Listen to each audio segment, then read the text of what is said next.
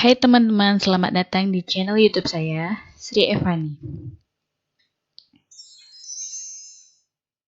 Di video kali ini saya akan membahas mengenai materi akuntansi manajemen, yaitu tentang penentuan harga pokok produksi, khususnya metode variable costing, dan BEP atau break-even point.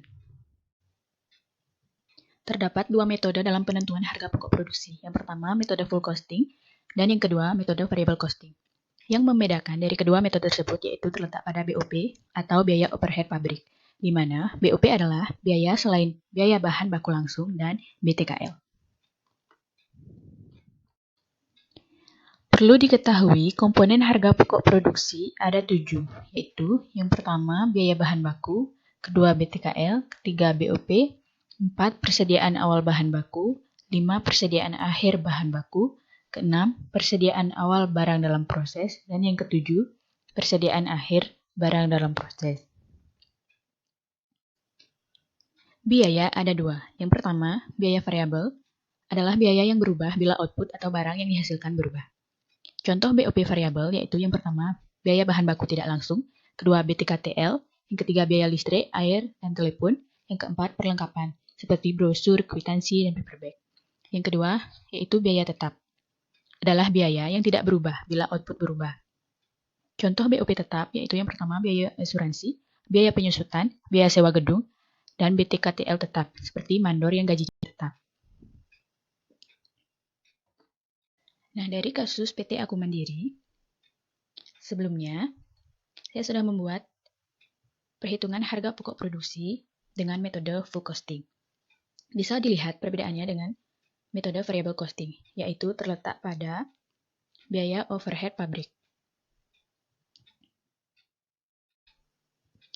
Pada BOP dengan variable costing hanya memasukkan biaya-biaya variabelnya saja, seperti biaya tenaga kerja tidak langsung, biaya bahan penolong, BOP lain-lain. Sedangkan biaya tetap seperti biaya asuransi mesin pabrik, biaya penyusutan mesin pabrik, dan biaya sewa gedung tidak dimasukkan. Sehingga harga pokok produksi dengan variable costing lebih murah karena tidak ada BOP tetap. Begitupun dengan harga pokok penjualannya. Dengan metode variable costing, harganya jadi lebih murah.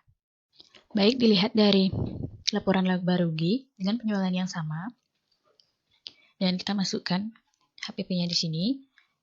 Jadi dengan nama margin kontribusi.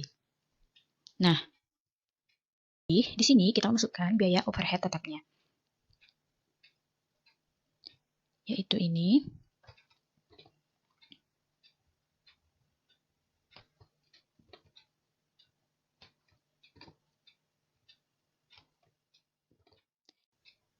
Jadi, laba akhir di laporan laba rugi itu sama di kedua metode, yaitu min 32.000. Sehingga yang membedakan yaitu posisi biaya tetap, yaitu tidak di biaya produksi, tetapi di laporan laba rugi. Baik, selanjutnya saya akan membahas mengenai break-even point atau titik pulang pokok. Break-even point yaitu pendapatan sama dengan total biaya, di mana total biaya ada 2, yaitu biaya tetap ditambah dengan biaya variabel. Katakanlah dengan kasus PT Aku Mandiri, dengan biaya-biaya yang dimiliki perusahaan dapat memproduksi 1000 unit sepatu. Nah, jadi kita lihat break-even point-nya. Biaya tetap terdiri dari biaya asuransi mesin pabrik, biaya penyusutan mesin pabrik, dan biaya sewa gedung. Totalnya sebesar 227.000. Dan biaya variabel terdiri dari pemakaian bahan baku, BTKL, BOP, barang dalam proses, yaitu selisih antara awal dan akhir, begitupun dengan barang jadi, sehingga totalnya sebesar 1.635.000. Sehingga total biaya jika dijumlah menjadi 1.862.000 sama dengan hasil dari harga pokok penjualan yaitu sebesar 7.862.000. Nah, setelah kita menemukan harganya adalah Rp1.862, jadi kita dapat membuat line dari BEP tersebut.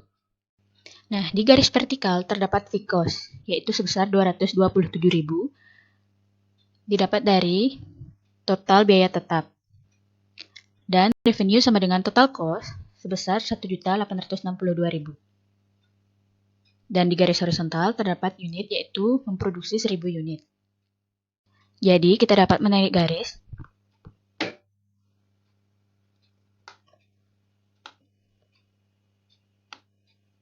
TR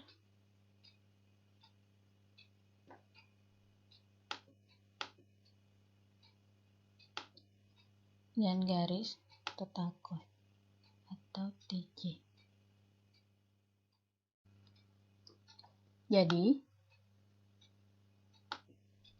Jadi titik pulang pokoknya berada di sini. Itu sebesar 1000 unit. Kita tarik garis.